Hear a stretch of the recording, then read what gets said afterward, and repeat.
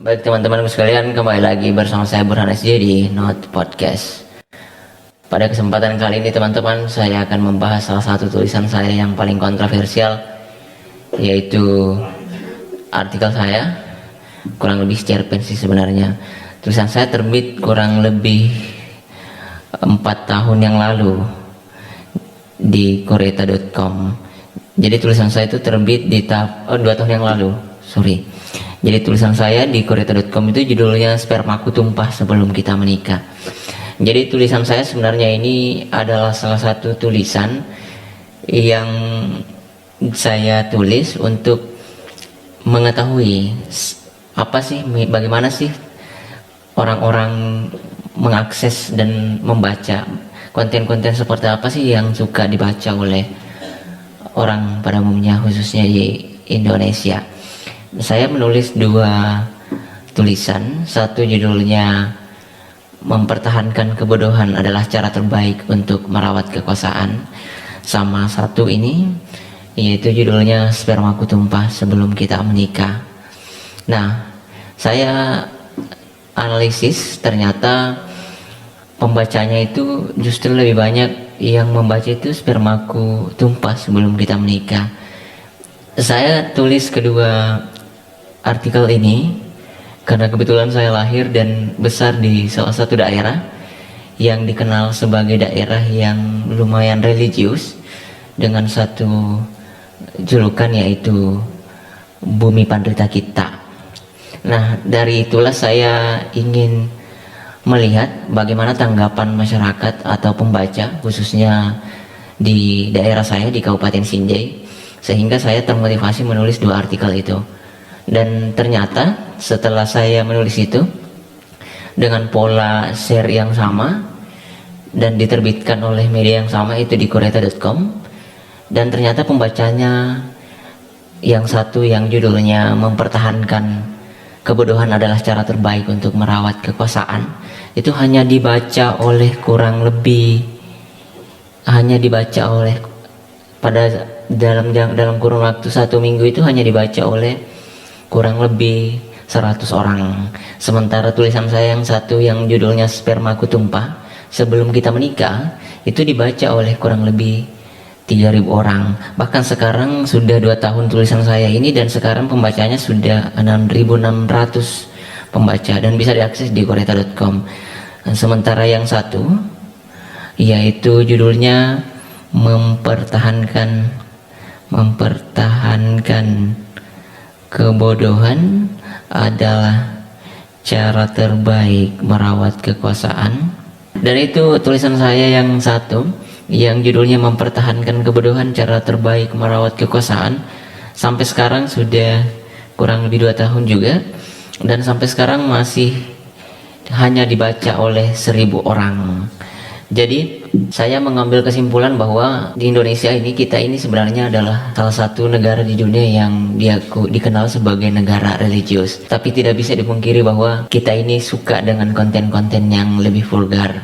Jadi saya juga sepakat apa yang kemudian tulis dalam bukunya Esther Panjangan, bahwa sebenarnya sebab kita semua gila seks gitu.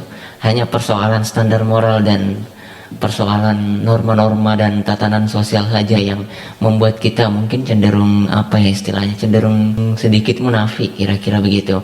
Karena terbukti dari tulisan saya menulis Spermaku Tumpah Sebelum Kita Menikah, ada kata sperma dan kata menikah, itu pembacanya 6.000. Sementara saya menulis Mempertahankan Kebodohan Cara Terbaik Merawat Kekuasaan justru hanya dibaca oleh 1.000 orang.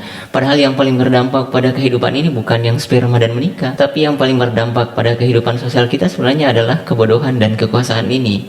Itu yang seharusnya yang seandainya kita semua sama pemikirannya, sama-sama ingin melihat bangsa ini, daerah ini ingin lebih maju, maka saya yakin bahwa setiap tulisan-tulisan yang berbau pendidikan, yang bersifat politik, edukatif, itu pasti dibaca, dipelajari oleh banyak orang. Tetapi justru berbanding terbalik, karena kita bisa lihat sendiri ketika misalnya ada konten-konten, pasti yang vulgar-vulgar itu yang lebih banyak disukai daripada konten-konten yang bersifat sosial edukatif.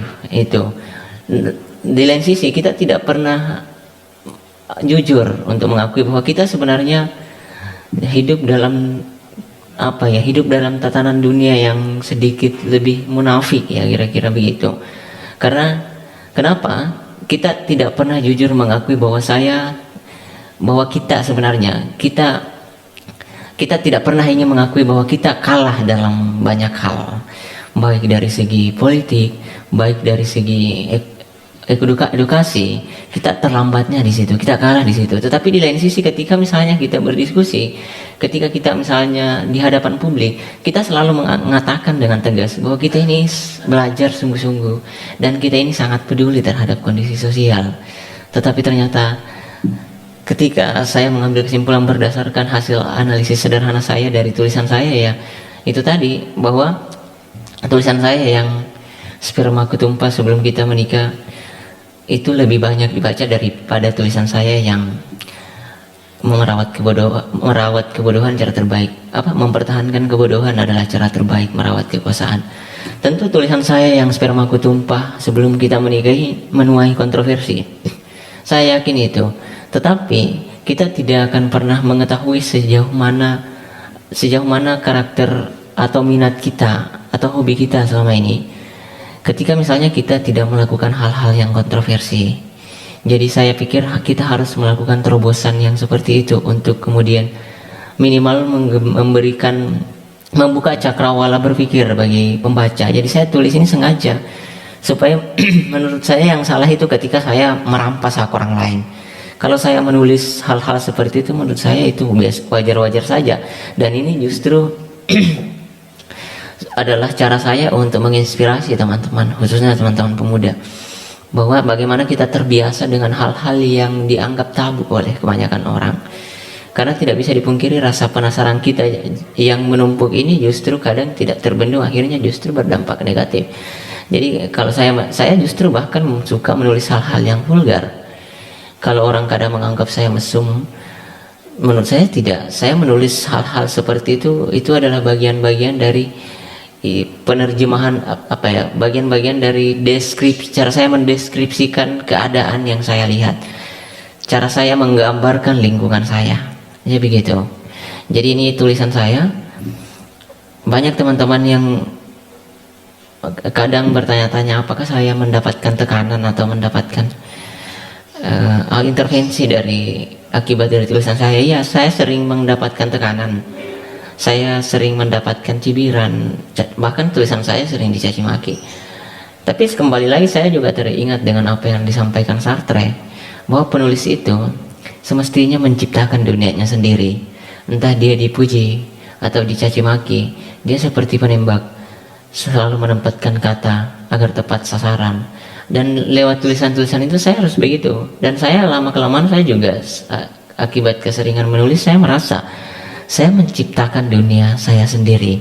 Entah apapun kata orangnya, ini dunia saya. Dan ketika saya menulis dan banyak tekanan, justru di situ saya merasa tertantang. Karena saya berpikir bahwa menulis ini adalah bagian kemerdekaan. Bahkan menulis ini adalah bagian-bagian dari perjuangan saya. Bagian-bagian dari bagaimana saya memperjuangkan suara-suara misalnya sesama saya, sama kaum muda yang tidak pernah saya mampu untuk menyampaikan suaranya ke publik. Ya minimal saya menulis hal-hal yang sama dengan apa yang menjadi beban mereka, dan itu adalah bagian-bagian dari kemerdekaan saya. Nah, ada banyak sekali dalam tulisan saya di sini di Spermaku Tumpah Sebelum Menikah. Teman-teman bisa mengakses di korita.com, judulnya Spermaku Tumpah Sebelum Menikah.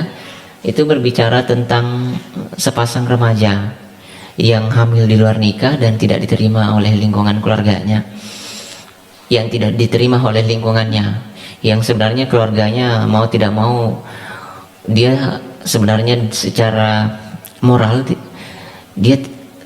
secara moral dia tidak menerima, tetapi dalam hati nuraninya dia terima sebagai bagaimanapun bentuknya dia tetap anaknya. Tetapi karena intervensi dan tekanan dari lingkungannya berdasarkan hukum-hukum sosial yang berlaku di lingkungannya, dia tidak menerima anaknya sebagai anak yang semestinya berbuat baik. Karena hal dalam lingkungan keluarganya menurutnya hal-hal seperti itu adalah hal buruk. yang menurut saya itu adalah tindakan-tindakan yang menurut saya ya, ketika misalnya ditinjau dari aspek religius, aspek agama, ya tentu bertentangan dengan hukum-hukum agama. Tetapi misalnya ketika ditinjau dari tinjauan-tinjauan sosial ya, ada beberapa tatanan sosial yang juga bertentangan sih sebenarnya. Nah, tetapi kembali lagi seperti argumen-argumen saya sebelumnya, bahwa hanya saja kita di Indonesia ini kan kadang tidak fair. Kita kadang terlalu jauh mencampuri urusan kebahagiaan dan asmara orang, tetapi kita lupa pada penderitaannya, yang menurut saya keduanya adalah urusan moral. Nah itu, kalau menurut saya ketika seseorang ingin mengurusi urusan privasinya orang, ya harus berlaku fair. Ketika dia mengurusi kebahagiaannya, dia juga harus mengurusi penderitaannya. Nah gitu. Nah dalam kisah ini, sepasang remaja ini sampai dia punya anak ya, selain karena tindakannya yang tidak diterima sama lingkungan keluarganya, yang si perempuannya, laki-lakinya juga, karena mereka, si laki-laki ini adalah laki-laki yang lahir dari keluarga miskin, yang dia punya hanya kekuatan cinta, tidak punya tidak punya aset ya, tidak punya kemewahan, tidak punya harta benda ya, tidak punya kekayaan yang melimpah. Akhirnya juga semakin hal itu juga yang semakin menguatkan keluarganya untuk tidak menerimanya sebagai laki-laki yang layak untuk anaknya. Akhirnya dia tidak diterima dalam lingkungan keluarganya, lalu kemudian dia tidak hidup harmoni menjadi sepasang suami istri yang sakinah mawaddah warahmah, yang seperti yang istilah-istilah yang akrab kita dengar ketika sepasang manusia menikah gitu. Jadi dia tidak harmoni. Nah saya pikir itu teman-teman dalam tulisan saya yang kontroversi ini. Jadi satu kesimpulan dalam tulisan saya ini adalah bagaimana kita, meskipun kita mengaku bahwa kita ini adalah masyarakat religius, tapi satu hal yang harus kita sadari, bahwa ada hal-hal yang kadang lupa kita pelajari, yaitu dari sisi apa-apa yang kita lakukan selama ini. Dan ketika misalnya khususnya teman-teman pemuda yang hobi membaca, betul bisa saja bahwa teman-teman pemuda ini, khususnya di Kabupaten Sinjai, betul bahwa mungkin minat bacanya tinggi, tetapi konten-konten bacaan itu harus juga ditelusuri, bahwa bacaan-bacaan seperti apa. Karena ini tulisan saya yang pembacanya ini, yang seperti saya katakan tadi, sudah berapa kali saya katakan bahwa pembacanya 6.600. Jadi tidak bisa dipungkiri bahwa di lain sisi betul bahwa kita selalu mengaku bahwa kita adalah masyarakat religius, tapi tidak bisa dipungkiri bahwa kita juga adalah masyarakat yang sangat penasaran dengan hal-hal yang vulgar. Saya pikir itu untuk kali ini teman-teman, penjelasan singkat saya terkait dengan dua artikel saya. Itu juga bisa menjadi pertimbangan untuk teman-teman, dan teman-teman bisa mengakses di koreta.com ketika teman-teman masih penasaran, dan ketika masih ada hal-hal yang ingin teman-teman tanyakan terkait dengan tulisan saya, silahkan baca secara teliti, baca baik-baik kedua artikel saya ini, lalu komen di kolom komentar. Saya pikir itu. Terakhir saya sampaikan ke teman-teman bahwa yang hitam tidak selalu jahat dan yang putih tidak selalu suci. Karena itu yang terlihat belum tentu benar, maka saya sarankan untuk mendalami dulu. Sekian dari saya, Burhan SJ. Terima kasih.